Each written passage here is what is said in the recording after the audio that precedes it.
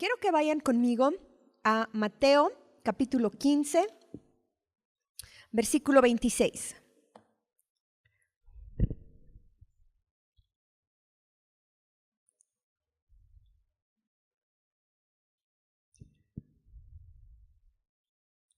A ver, Rodri, si me lo puedes poner ahí.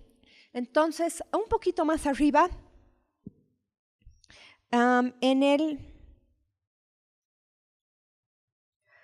el 21.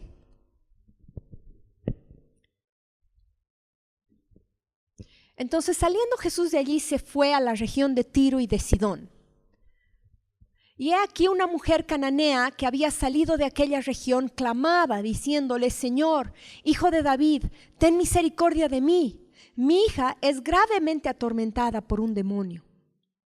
Pero Jesús no les respondió palabra. Entonces, acercándose sus discípulos, le rogaron, diciendo: Despídela, pues da voces tras nosotros.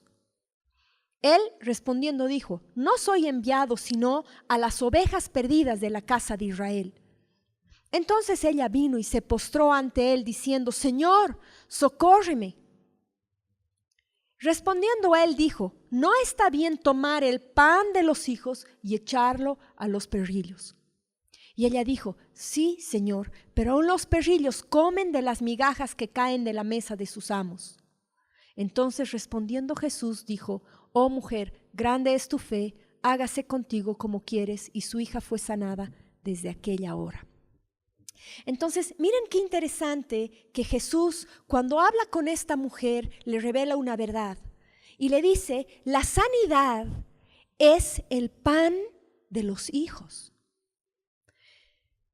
Saben, es ya un tiempo que yo tengo algo en el corazón y es como tenía una pregunta delante de Dios. Y sí, una pregunta, era como un clamor delante de Dios. Yo le decía: Señor, tu iglesia, las personas en tu iglesia están enfermas. Cuando hay una campaña de sanidad, cuando viene un evangelista y hablan de campaña de sanidad, por ejemplo, cuando vino el pastor Sandy,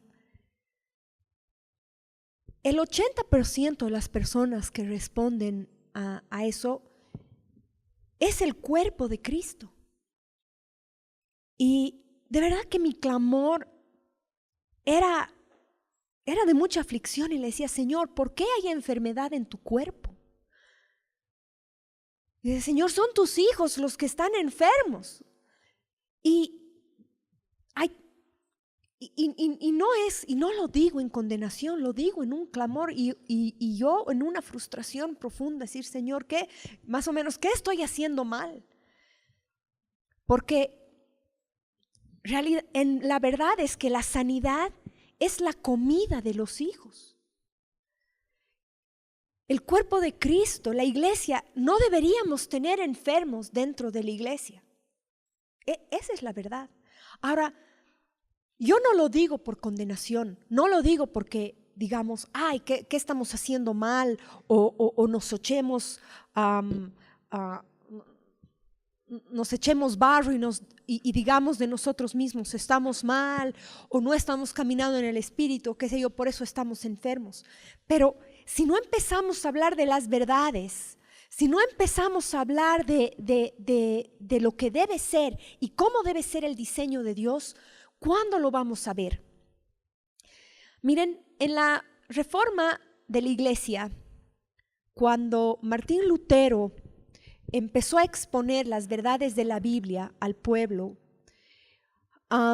las personas estaban tan adoctrinadas por el concepto de que ellas debían pagar un dinero por su salvación, que no podían concebir, no podían tener la fe para creer en su salvación. Cuando Martín Lutero clavó sus puntos, sus 14 puntos en la puerta de la iglesia, bueno, y solo como así anécdota histórica, quiero decirles que la puerta de la iglesia en los pueblitos era como el periódico, ¿ya? Cuando querías vender un burro o querías vender un terreno o tenías extra de cosecha de papas ese año, clavabas en la puerta de la iglesia tus anuncios. Cuando los gobernantes tenían un anuncio que, no sé, pues que el gobernador o el rey iba a pasar por ese pueblo tal día, qué sé yo, clavaban en la puerta de la iglesia para que todos lean. Así que tú ibas a comprar tus papas, tus cebollas, a intercambiar tus gallinas y tus huevos y te dabas una pasadita por la puerta de la iglesia para ver qué había de nuevo, quién se había casado con quién y demás. Entonces, Martín Lutero no fue a clavar sus puntos a la puerta de la iglesia como en rebeldía, porque algunos toman así como que, mira, esto, ¿no? Esto están haciendo mal y clavó sus puntos. No, Martín Lutero clavó los puntos en la puerta de la iglesia como un anuncio. Y también en ese entonces los grandes, los eruditos, los pensadores de su tiempo, cuando querían debatir un tema, también lo clavaban como un anuncio, ¿no? Entonces proponían un tema de debate. Entonces, a ver, ¿quién quiere debatir el tema de, no sé, pues de que si la nueva ley del Código Penal, no sé, ¿te dan cuenta? Entonces, Martín Lutero, cuando clava sus puntos en la puerta de la iglesia, estaba llamando a un debate. Estaba llamando a decir, miren, esto es lo que yo he encontrado escrito, leyendo la escritura, y me parece que es un tema del cual deberíamos debatir para considerar qué estamos haciendo. Pero se armó un revuelo, lo tomaron como rebeldía y lo empezaron a perseguir buscando tomar su vida. Entonces Martín Lutero tuvo que entrar a la clandestinidad, lo ocultaron para protegerlo de la iglesia y de los líderes de la iglesia en ese entonces para matarlo. Pero el más famoso de esos puntos es las salvaciones por la fe. ¿Y por qué era tan polémico en ese entonces? En ese entonces era polémico porque la Iglesia Católica enseñaba que si tú pagabas las indulgencias a la iglesia, tú podías, el sacerdote o el papa podía garantizarte la entrada al cielo y a la vida eterna. Entonces, la Iglesia Católica comenzó esta práctica un poco para financiar las cruzadas, porque las cruzadas era un ejército de la Iglesia Católica que iba a luchar contra las hordas otomanas para retomar la posesión de Jerusalén en Israel. Entonces era la ciudad santa, ¿no? Jerusalén. Entonces, pero una guerra cuesta mucho dinero. Entonces la Iglesia Católica empezó a como negociar, ¿no? Con la gente más rica. Bueno, tú nos das algo, pero estos hombres de influencia y de dinero decía, ya, pero ¿qué me puede dar la iglesia? Yo les voy a dar una ofrenda de, no sé, de 100 monedas de oro, pero ¿qué me da la iglesia? Entonces el Papa decía, me imagino que comenzó así, bueno, puedo orar a Dios por ti y que Dios te dé favor y ayude a tu familia. Y bueno, la cosa se fue desvirtuando poco a poco a tal punto que tú venías donde el sacerdote y le decías, bueno, quiero asegurarme mi entrada al cielo. Entonces el sacerdote negociaba contigo, te decía, a ver, ¿cuántas vacas tienes? ¿Cuántas hectáreas de terreno tú cultivas al año? Tanto. Ya, muy bien. Entonces hacía como tus últimas boletas de pago, ¿no? Tus ingresos. Y después decía, a ver, ¿cuáles son tus pecados? Entonces tú decías, bueno, mira, he hecho esto. Entonces, de acuerdo a los pecados que habías cometido y considerando tus ingresos anuales, entonces el cura te decía, tienes que pagar tanto y yo te voy a emitir una carta y esta carta es tu garantía de que vas a entrar al cielo. Y eso se llamaban indulgencias. Y bueno, también habían para sí la clase más rica, para la clase media y también había para la clase más baja y también podías tú pagar indulgencias para tus familiares que habían entrado al purgatorio. Entonces, caminaban por las calles los sacerdotes y con su cajita, y tú poniendo unas moneditas ahí, podías comprarle su salida del purgatorio a alguien. Por si acaso, esa figura del purgatorio no existe en la Biblia, o sea, no hay, ¿ok? Pero les estoy diciendo cuál era el contexto social en el que las personas vivían cuando Martín Lutero agarra y dice, la salvación es por fe. Era así como un balde de agua fría. Que, digamos, esta carta, yo he dado mis 100 monedas de oro a la iglesia y quieren decir que todavía no he cumplido los requisitos para entrar al cielo. ¿Se dan cuenta? Era una revolución social. ¿Cuántas personas habían ofrendado, dado dinero con la esperanza de que era la vida eterna, de que ya sus pecados habían sido pagados? Pero el abuso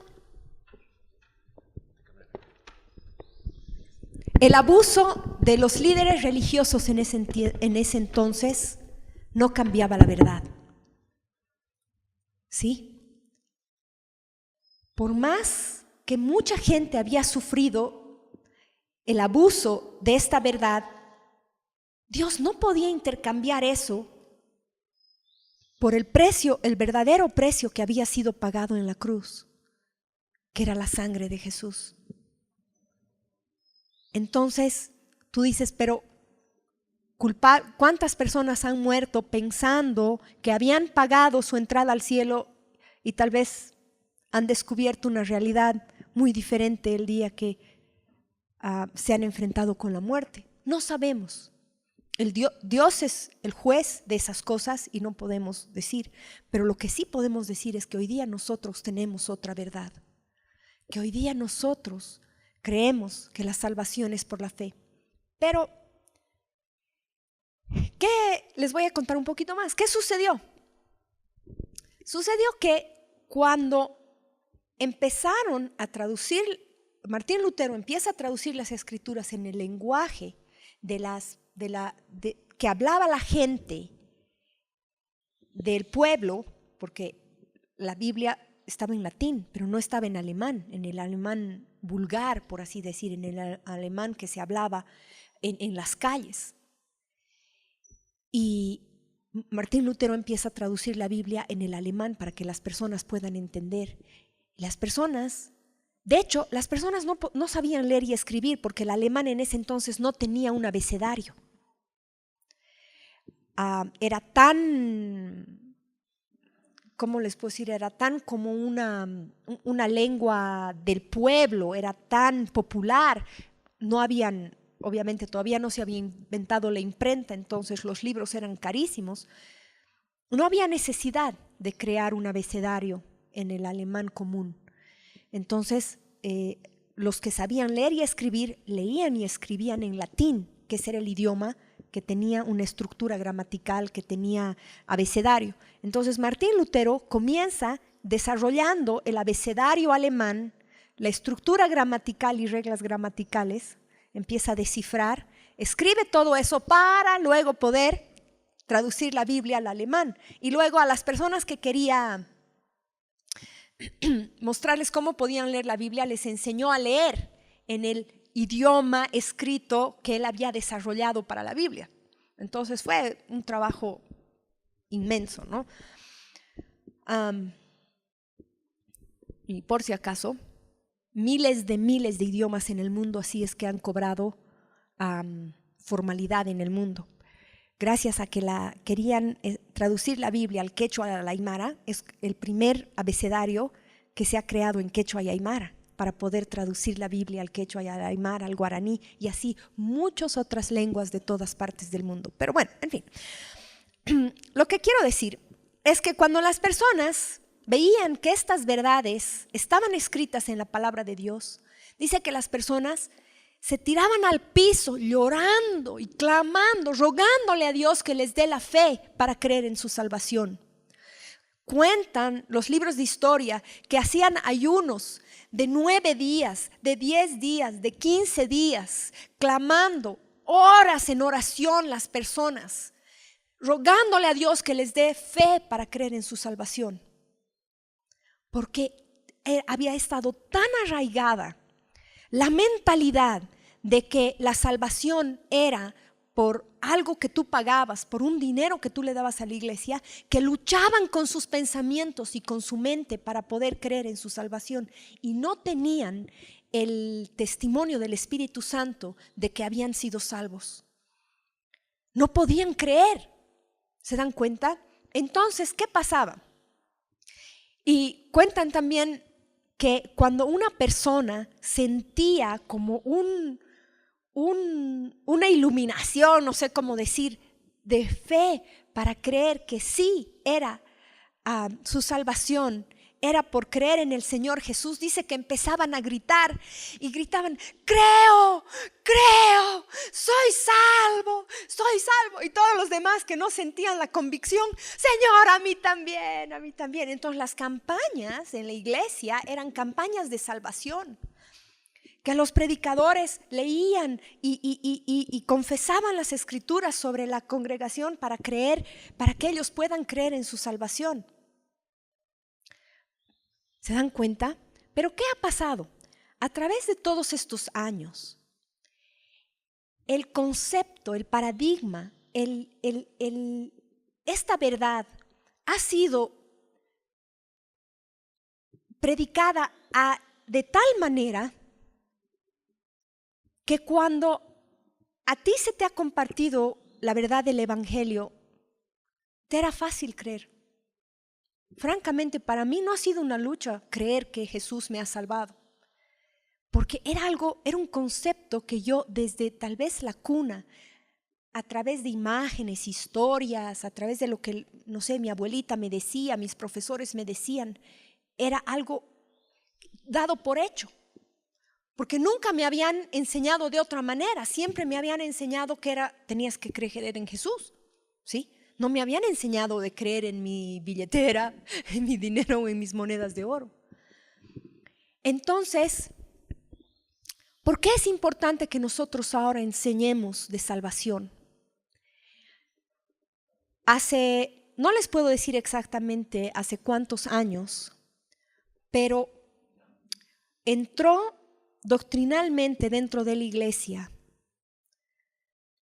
una enseñanza de que la sanidad, los dones y las sanidades, que es una de los dones del Espíritu Santo, los dones del Espíritu Santo y la doctrina de los apóstoles, por así decir, era y había sido solamente para la época mientras estaban vivos los 12 apóstoles, y que Dios había cesado de moverse en dones, en milagros, en prodigios, en lenguas, en profecía, cuando murió el último apóstol vivo sobre la tierra.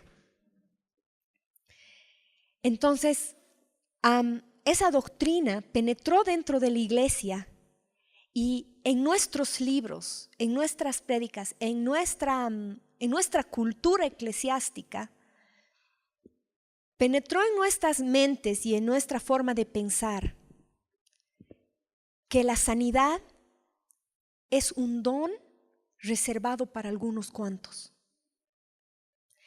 Y yo les digo, hoy en día hay una lucha a nivel doctrinal en las iglesias del mundo.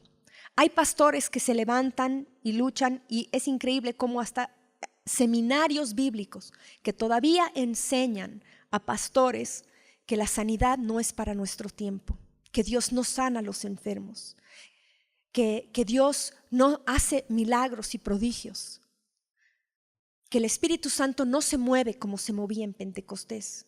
Hay cientos y cientos de iglesias y pastores que enseñan todavía esto.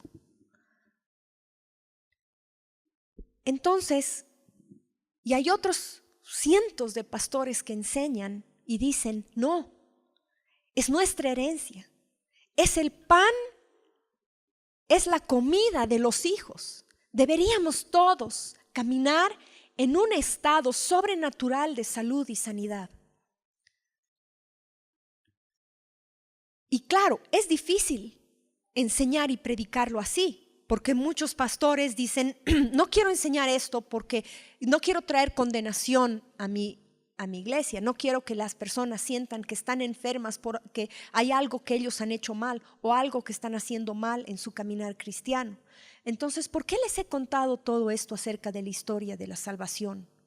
Les he contado porque ustedes creen que esas personas en el siglo XVII eran más pecadoras que nosotros y por eso les costaba creer más en su salvación. No, eran tan pecadores como nosotros, solamente que nosotros tenemos una historia de ya por lo menos un siglo o 2 o 3 generaciones de iglesia que nos han enseñado que la salvación es por la fe en el Señor Jesucristo. Y nos es tan fácil creer. Y cada uno de nosotros en un momento ha orado, ha creído, ha tenido fe en el Señor Jesús y ha tenido una profunda convicción de salvación. Y no creo que ninguno de ustedes hoy día me diga, no, realmente yo a veces dudo que el Señor Jesús me ha salvado. No, ¿verdad? No entra esa duda en nuestro corazón. Y no solamente hemos creído, también hemos experimentado todos los beneficios de la salvación. Hemos experimentado una relación con Dios. Hemos experimentado una relación con el Espíritu Santo, ¿verdad? Entonces, es importante que nosotros empecemos a enseñar esto dentro del cuerpo. Yo creo, es mi fe y mi convicción, que mis hijos, nuestros hijos, o de aquí a unos años, la sanidad va a ser, hablar de sanidad, hablar de que el pueblo de Dios se mueve y camina en una sanidad sobrenatural, que somos inmunes a las enfermedades, va a ser normal. Creo que va a llegar ese día, pero si no lo empezamos a predicar en los púlpitos, ¿cuándo vamos a empezar a creer? Y tal vez a nosotros nos cueste un poquito más creer porque hemos sido permeados, hemos sido influenciados por esa doctrina sutil de que Dios sana a algunos y a otros no, de que la sanidad no es para todos, ¿sí? Pero si empezamos a enseñar que la sanidad es para todos, tal vez en esta generación algunos de ustedes estemos luchando por una sanidad, luchando con una enfermedad. Pero ¿saben qué? Yo le doy gracias a Dios por esos hombres y mujeres que estaban de rodillas durante horas creyendo por la salvación de sus almas, porque pavimentaron el camino para que para mí sea fácil en el siglo XXI creer que la salvación es por la fe en el Señor Jesús. O sea, nuestros padres han pagado un precio por las verdades que nosotros hoy día manejamos como verdades simples y sencillas. ¿Se dan cuenta? Es un caminar, es un territorio que la iglesia ha ganado. Y creo firmemente que es la lucha que Dios le ha entregado a esta generación, a la iglesia de esta generación. Creer por la sanidad y la salud del cuerpo de Cristo. Si pensamos racionalmente, si pensamos lógicamente, la Biblia dice que somos el cuerpo de Cristo. ¿Creen ustedes que el cuerpo de Cristo podría enfermarse? ¿O debería enfermarse? ¿O debería estar enfermo? Es Cristo.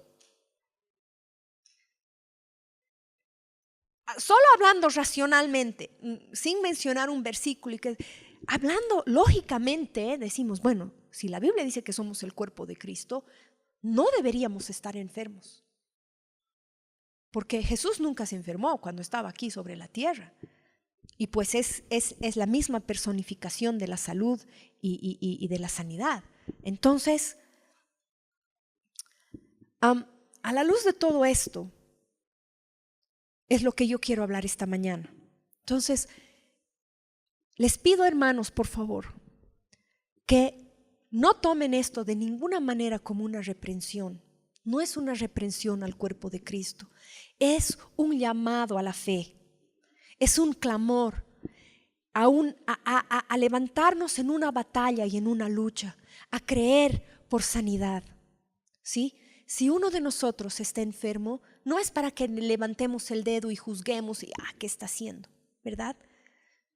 Es para que clamemos y digamos, Señor, en nuestra generación queremos ver que la sanidad fluya naturalmente en el cuerpo. Entonces, vuelvo a lo que les estaba diciendo. Son ya meses que le voy preguntando al Señor y le digo, Señor, este era mi conflicto. Voy a ser sincera con ustedes. La Biblia habla acerca del don de sanidad y que hay personas que tienen el don de sanidad para orar por los enfermos.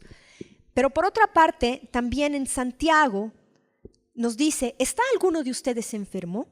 Llame a los ancianos, únjanlo con aceite, oren por él y los enfermos sanarán.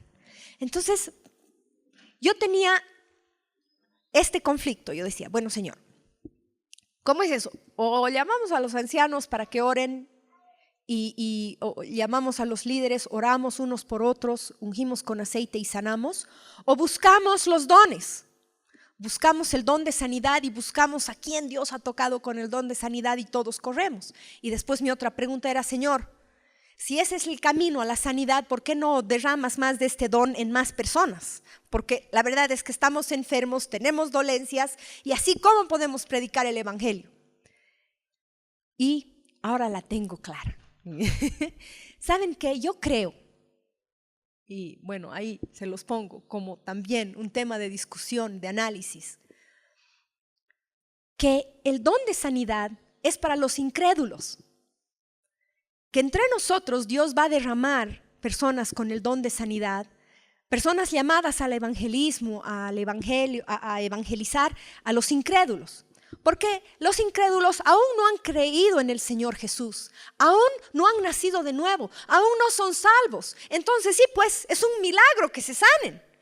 ¿Se dan cuenta? Es un prodigio que uno que aún no ha confesado la sangre de Jesús sobre su vida, uno que no tiene el Espíritu de Dios morando dentro de él, se sane, es un milagro, es pues don de sanidad.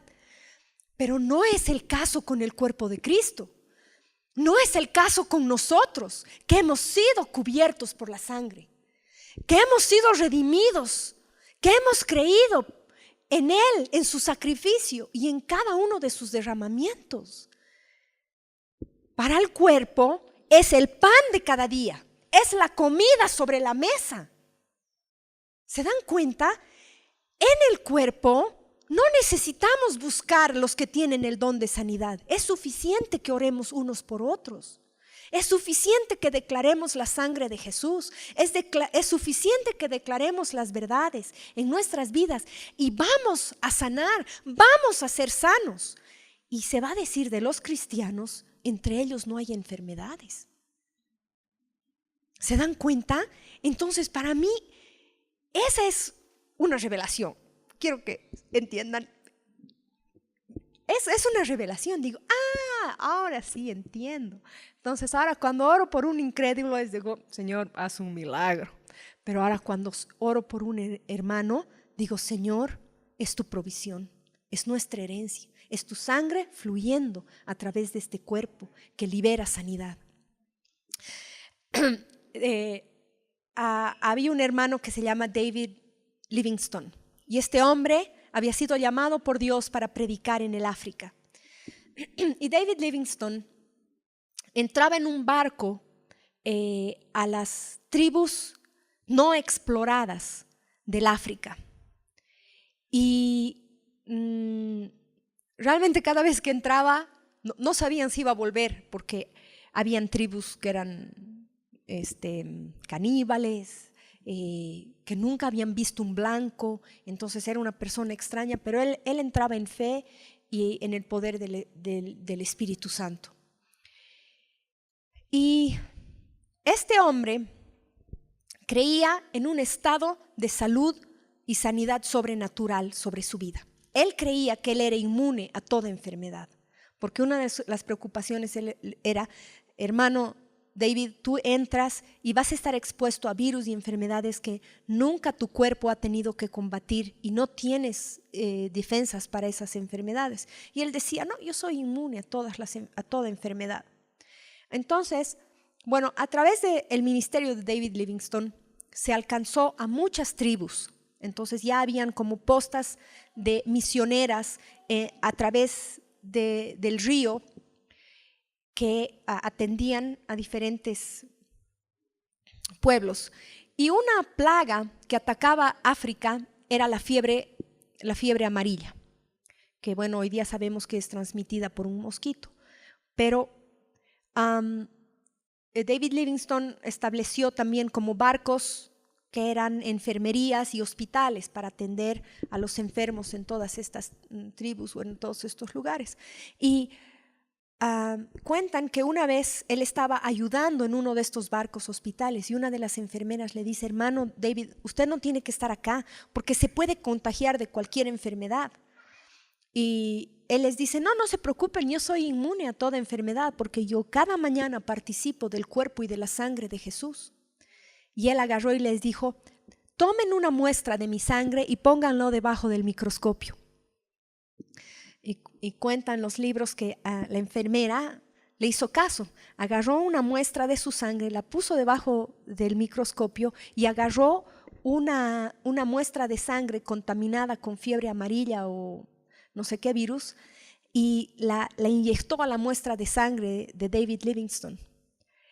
Y dice la enfermera que cuando vio por el microscopio veía que pequeños halos de luz salían de la sangre de David Livingstone y mataban las bacterias que estaban en la otra sangre que ella le había inyectado a la muestra. Y la enfermera le dice, hermano David, su sangre mata a todo virus y bacteria que se acerca. Y David Livingstone le dijo, sí, yo sé. Y bueno, él murió de viejito, pero no murió de alguna enfermedad que se haya contagiado en África. Murió en su tiempo. Entonces, cada uno de nosotros tiene la misma sangre. A través de cada uno de nosotros fluye el mismo poder de vida. No hay enfermedad que debería acogernos. No hay dolencia que debería atacarnos. ¿Sí? Pero yo creo que declarando y hablando de los diferentes derramamientos, miren, es una sola sangre, yo no quiero que se confundan. Vamos a hablar hablamos de los 7 derramamientos de la sangre de Jesús. Y simbólicamente Jesús derramó su sangre en diferentes partes de su cuerpo. Y haciendo un estudio profundo de la Biblia, vemos que estos eran simbólicos de ciertas áreas de lucha en la vida del ser humano. Pero no significa, o sea, era una misma sangre, no importa de dónde ha fluido, te puede sanar de toda enfermedad.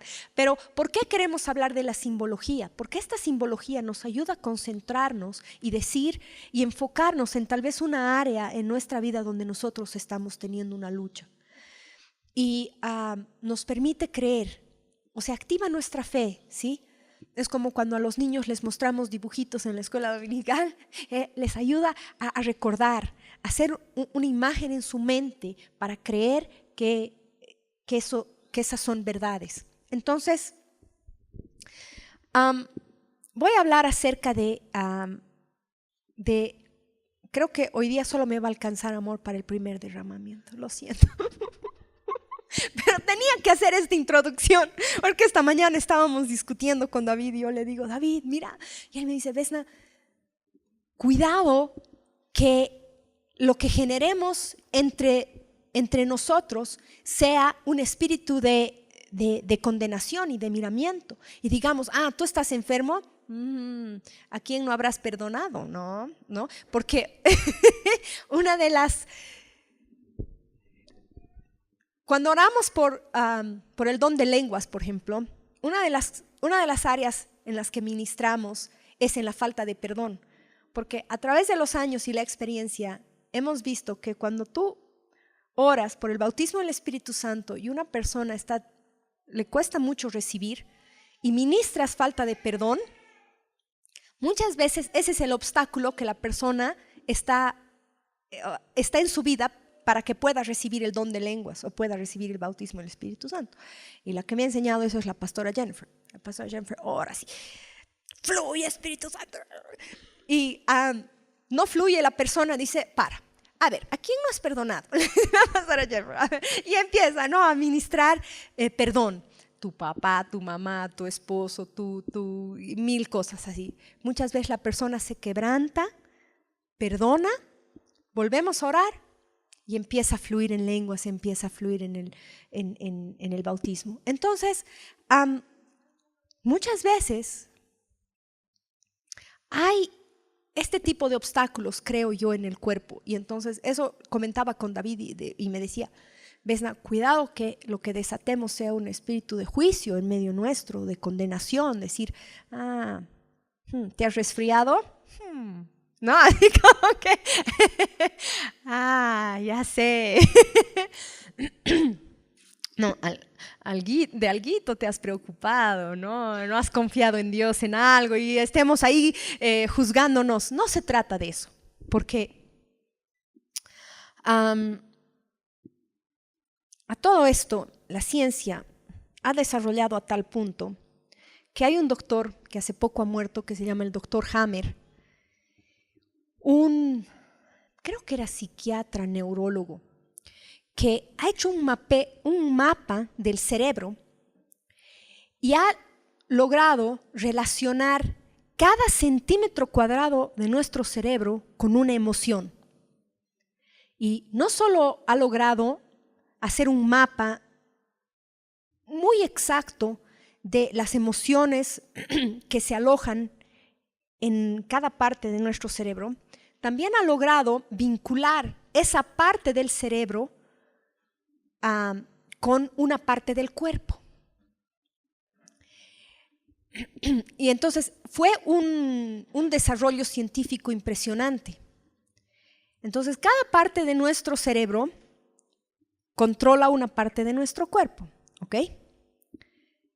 Entonces, si una emoción se aloja en esa misma parte y tú tienes un dolor o sientes un dolor en esa emoción, ¿qué creen que le va a pasar a esa parte del cuerpo? Va a sufrir estrés.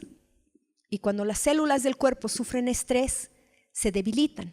Cuando se debilitan, son propensas a ser atacadas por un virus o una bacteria, o también a funcionar de una manera errónea.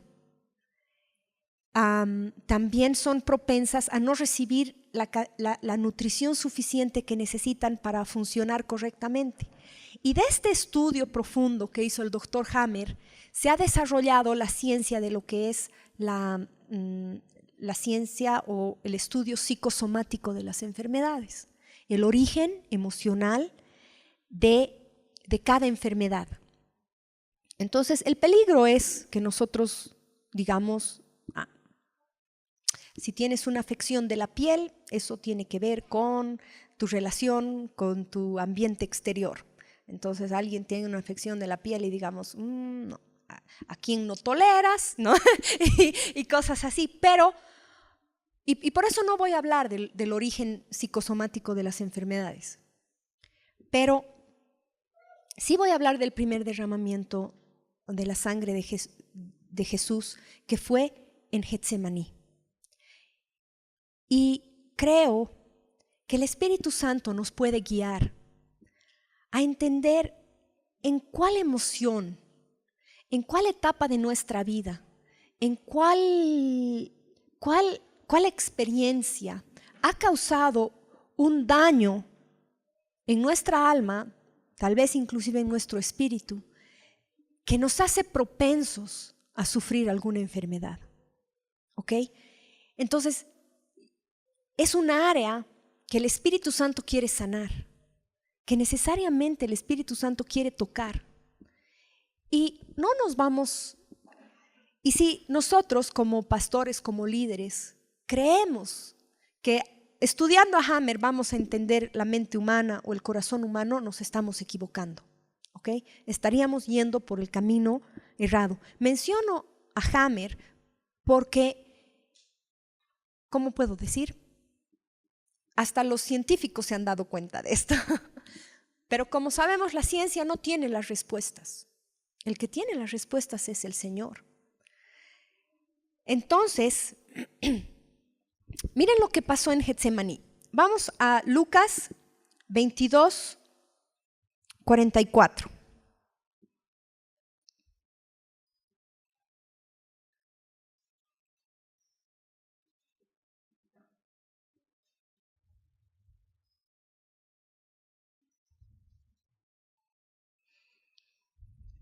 A ver, en el 39.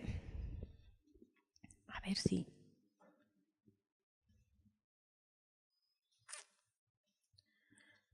Aquí voy a leer. Y saliendo se fue como solía al monte de los olivos, y sus discípulos también le siguieron. Cuando llegó a aquel lugar les dijo: orad, que no entréis en tentación. Y él se apartó de ellos a distancia como de un tiro de piedra, y puesto de rodillas oró, diciendo: Padre, si quieres, pasa de mí esta copa, pero no se haga mi voluntad sino la tuya. Y se le apareció un ángel del cielo para fortalecerle. Y estando en agonía oraba más intensamente, y era su sudor como grandes gotas de sangre que caían hasta la tierra. Entonces, ese es el primer registro que tenemos de que Jesús haya derramado y realmente su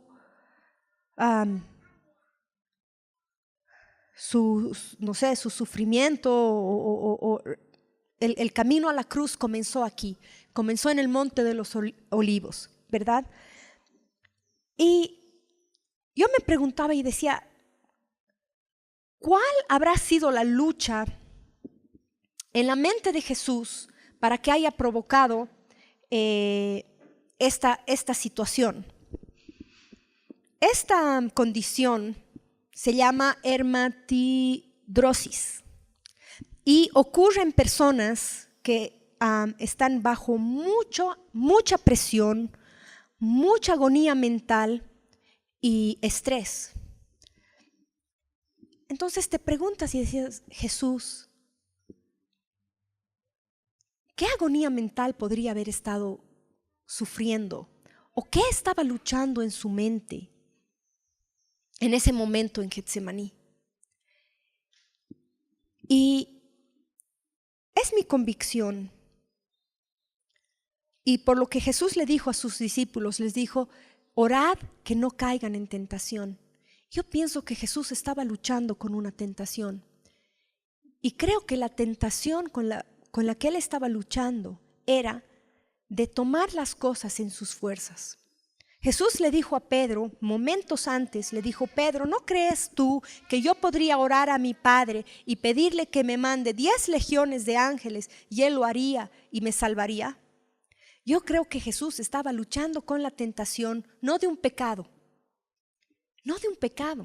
Jesús estaba luchando con la tentación de hacerlo a su manera. Porque Jesús en ese mismo momento podría haberle dicho, Padre, yo no quiero morir en la cruz. ¿Ustedes creen que Jesús tenía el derecho de decidir de morir o no morir en la cruz? Jesús tenía el derecho y Dios se lo dio. Yo creo que Jesús estaba luchando en ese momento de decir, ¿lo hago o no lo hago? ¿Me entrego completamente a la voluntad de Dios y lo hago a su manera?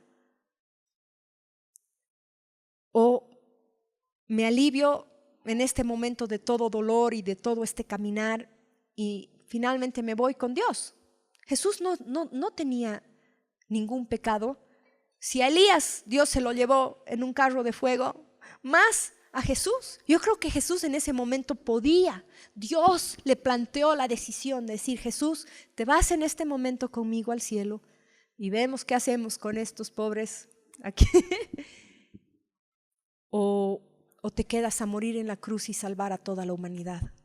Entonces yo creo que la tentación de Jesús no era en este momento Jesús no estaba luchando contra un pecado, ¿se dan cuenta? Porque no hubiese sido pecado que el Hijo de Dios haya decidido tomar lo que era suyo por derecho e irse con el Padre. Jesús estaba luchando en su estado como hombre. No podía ver la perspectiva desde el cielo como Dios veía. Solo sabía que Dios le había pedido que muera en la cruz. Yo creo que Jesús no tenía toda la información porque era 100% hombre y era 100% Dios. Pero como hombre no debía saber todo lo que sabe Dios, ¿se dan cuenta? Si no, no cumplía la condición de hombre. Entonces Jesús solamente podía ver el panorama del lapso de su vida. No podía saber todo lo que iba a pasar en el futuro, ¿verdad? No sabía todo, cada implicación de su sacrificio en la cruz. El momento que resucitó, yo creo que sí, pero en ese momento en el Getsemaní, sabía que debía sufrir, sabía que debía dar su vida, sabía que era de gran valor el sacrificio que él debía hacer, pero creo que no podía medir por completo el peso. Todavía en su estado como hombre, no te conocía a ti y a mí, porque no habíamos nacido todavía. En su estado como Dios resucitado, sí. Entonces, pero en un estado general, sí sabía, porque dice, por el gozo puesto delante de él, sufrió la cruz. Entonces yo creo que Dios, el Padre, le mostró un gozo en la eternidad, le mostró algo hermoso. Su mente humana no podía calcular, se dan cuenta, generaciones de generaciones, miles de personas, pero sí podía ver en general un gozo, que su sacrificio en la cruz iba a desatar una gran salvación, pero su cuerpo humano quería librarse de tal sufrimiento. Entonces, miren, creo que Jesús, al vencer eso en la cruz, también ha vencido para nosotros la habilidad de poder vivir bajo la guía del Espíritu Santo. Hay veces que el Señor nos pide que hagamos cosas que nosotros no entendemos. Y a veces tal vez pueden parecer inclusive contrarias a nuestro beneficio. Por ejemplo, cuando Dios nos pide que demos una ofrenda, cuando Dios nos pide que demos un diezmo, parecería contrario a tu beneficio porque, bueno, pues no, se está reduciendo lo que tú puedes en ese momento gastar o disfrutar. Pero a través de las Escrituras sabemos que estas cosas desatan sobre nosotros gran bendición. Pero no solo es eso. Es cada día, cada paso que damos. Cuando el pastor Sandip estaba aquí, él decía, no, para mí es tan sencillo, despierto en la mañana y el Espíritu Santo me dice qué hacer. Y yo así, pastor Sandip, eso parece bastante simplista, ¿no? La vida es más complicada que solamente, bueno, Espíritu Santo, hoy día, ¿qué voy a hacer? Especialmente si tienes un trabajo, si tienes hijos, si, ¿no?, administras algo. Es un poco complicado, ¿no? Es así, ya hoy día me voy a ir a la China, ¿no? Y que es de tus hijos y tu trabajo y tu negocio y qué sé yo, no puedes decir, el Espíritu Santo hoy día me ha dicho que me vaya a la China, ¿no? Pero creo que dentro de todas esas responsabilidades que Dios nos ha dado, en cada paso que damos, cada cosa que hacemos, creo que el Espíritu Santo nos puede guiar y a veces puede parecer raro. Les voy a comentar, el otro día estaba hablando con un papá y bueno, yo estaba un poco molesta por algo que este papá me decía en el colegio, ¿no? Y minutos antes de entrar a esta reunión con este papá, yo recibí una llamada telefónica de un pastor y el pastor me dijo, tienes que ser muy humilde y este va a ser tu escudo que no va a permitir que nada te afecte y te haga daño. Bueno, lo primero que hago entrando a la reunión, entro con una actitud un poco prepotente, tengo que admitirlo, un poco prepotente y nada humilde. Resulta que estaba discutiendo con este papá y me acuerdo de la llamada telefónica. Miren, el pobre señor estaba totalmente confundido, porque de estar así yo en mi actitud de que no, mire, esto no es así, usted tiene que entender. Me acuerdo y así, miren, 1000 disculpas, perdón, no quería decirle eso. Perdóneme, ¿qué puedo hacer para resarcir mi mal? Yo estaba completamente equivocada, así. El señor así como, está actuando, me miraba así como que, no, y trataba de seguir discutiendo porque, no. Y yo no, ya no estaba, ya había completamente entrado en el espíritu, yo estaba, no, yo voy a ser humilde. ¿Qué puedo hacer por usted? ¿Cómo lo puedo ayudar? Y el Señor decía, no, yo voy a ver porque esto no se va a quedar así. No, tienes razón, no sé qué. Y yo así, y seguía yo dándole la razón y en mi actitud humilde. El Señor se ha ido así totalmente confundido. Ha dicho, he entrado a hablar con una persona y he salido hablando con otra persona, pero hasta yo me sentí así. He dicho, es como si hubiera hablado con dos personas diferentes. Pero, ¿se dan cuenta? Pero si yo no hubiese sido sensible al Espíritu Santo en ese momento, no sé qué, en qué lío me hubiese metido ahorita, en no sé qué lío hubiese estado. Pero esa es la tentación, de pensar que nosotros en nuestras fuerzas podemos hacerlo mejor que Dios. Es la tentación de pensar que podemos solucionar todos nuestros problemas, que nosotros sabemos cómo y le vamos a decir a Dios cómo solucionar. Dices, Dios, si tú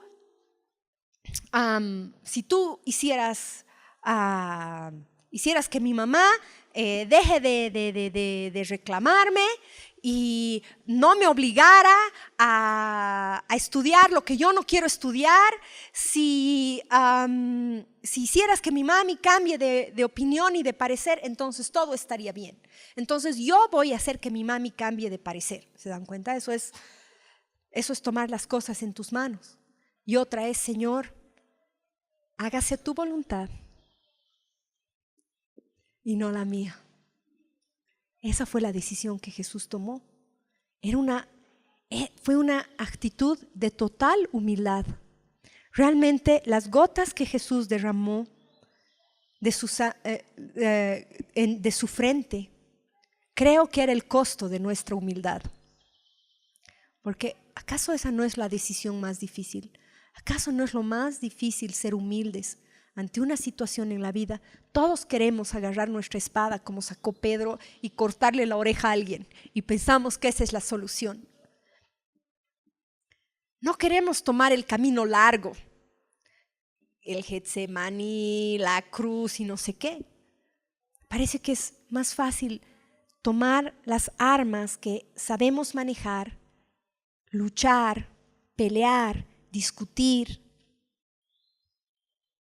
y no entrar a una rendición completa a la voluntad de Dios. Qué difícil es decir, ya Señor, si, como Jesús decía, si te quieren quitar un abrigo, si te quieren quitar tu chompa, dales también tu abrigo. Es difícil vivir así. Para mí es difícil vivir así. A mí me gusta pelear, me gusta luchar, me gusta discutir, me gusta tener la razón, me gusta ganar. Sí, soy así, es difícil para mí decir, Señor, ya, si me quieren humillar, si me quieren decir, aunque tenga yo la razón, voy a dejarlo en tus manos y que tú me defiendas. Ahora díganme, ¿acaso ese no es el estrés? El estrés, tengo ¿qué se llama? Una definición de estrés, pero les voy a dar mi definición de estrés después de que les lea la definición del diccionario. Dice, el estrés es una experiencia interna que crea un desbalance psicológico en el individuo y es el resultado de factores del ambiente interno, la organización donde trabaja o las personas que le rodean. Entonces, el estrés son las consecuencias de la incapacidad del cuerpo humano para responder adecuadamente a amenazas emocionales y físicas al organismo. Es la respuesta automática al estímulo del medio ambiente. Pero yo tengo otra definición de estrés. Es lo que sientes cuando has perdido el control de la situación. Cuando sientes que las cosas están saliendo de tu control, de lo que tú puedes dominar y manejar, ahí sientes estrés. Cuando no sabes qué va a pasar mañana, cuando es incierto, cuando las nuevas leyes que el gobierno saca parecen amenazar tu libertad o tu rubro o tu negocio, cuando tienes que decidir, a ver, sigo estudiando esta carrera porque no sé si voy a poder pagar el próximo semestre. Cuando sientes que las cosas están saliendo de tu control, es cuando sufres estrés. Porque si se lo entregaras todo a Dios y estarías viviendo de su mano y confiadamente, completamente en Él, no tendríamos que estar estresados, no tendríamos que sufrir. Entonces,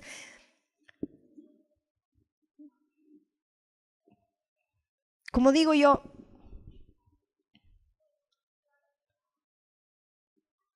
es una lucha interna con tu mente queriendo tomar el control de la situación o entregándole a Dios la situación. Y es lo que Jesús estaba luchando en ese momento. Es decir, Señor, voy a confiar completamente en ti.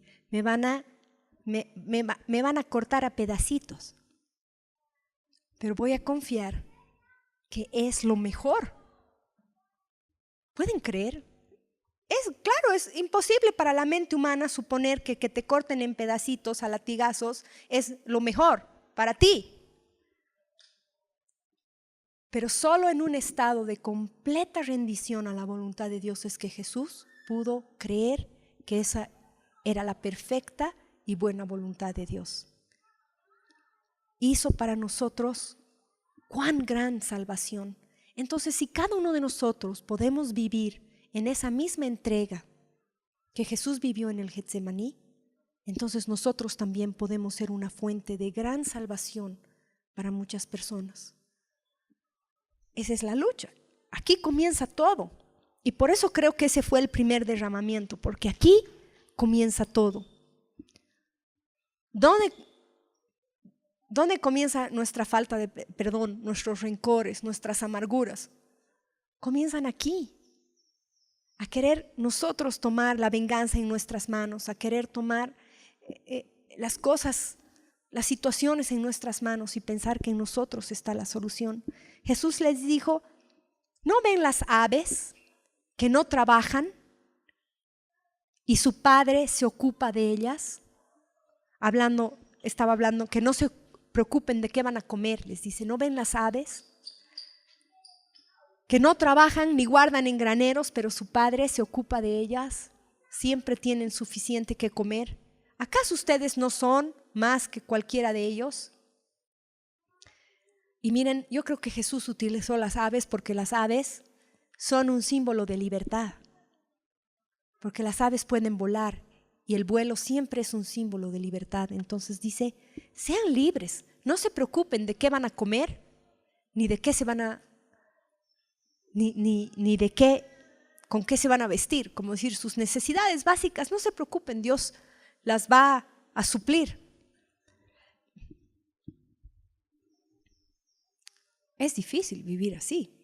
¿Quieres saber de dónde vas a pagar tu canasta familiar a fin de mes? ¿Quieres saber de dónde va a salir para pagar la cuenta de luz, de agua? ¿Sí? Pero la verdad es que la Biblia nos enseña a vivir completamente entregados a la voluntad de Dios. Y creo que si podemos vivir así, cada vez que sufrimos de estrés o de alguna cosa de estrés, es que nos hemos salido de estar completamente humildes bajo la mano de Dios, creyendo y confiando en Él. ¿Saben qué? Más del 80% de las enfermedades hoy en día tienen su origen en el estrés. ¿Sabían? ¿Por qué? Porque, digamos, las bacterias ya han solucionado con antibióticos, los virus con vacunas. Pero las personas, muchas de las enfermedades que hoy día acogen a las personas, como artritis, reumatitis y no sé cuántas cosas más, presión arterial alta, presión baja, todo puede ser registrado a un estado de estrés, ¿verdad? Entonces aquí está la solución, en las gotas que Jesús derramó de su frente, en rendirnos por completo a la voluntad de Dios y creer y confiar completamente en Él. Entonces, miren, creo que todos estamos estresados. Es difícil no vivir estresados hoy en día, pero tenemos que confiar en que Él es nuestra guía y que si escuchamos la voz del Espíritu Santo, Él nos va a guiar. Miren, para mí, algo que fluye de la cabeza tiene que ver con la unción, ¿sí? ¿Y acaso la unción no es una consecuencia de caminar bajo la guía del Espíritu Santo? Cuanto más ungida una persona, es porque camina más bajo la guía del Espíritu Santo. Entonces, miren, o puede fluir de nuestra frente sudor o puede fluir unción. Solo dos cosas pueden fluir de nuestra mente. Sudor, y el sudor es cuando tú estás haciendo las cosas, cuando has tomado las riendas del asunto.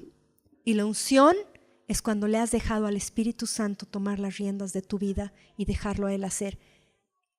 ¿En qué prefieren caminar? ¿En unción o en sudor? Yo prefiero caminar en unción. Amén. Entonces los animo a hablar con el Espíritu Santo, a decirle: Señor, te entrego cada situación de mi vida en tus manos. Cada preocupación, cada día, cada hora, cada etapa de mi vida, te la entrego a ti. Y creer que Él tiene la solución, no tú. Amén.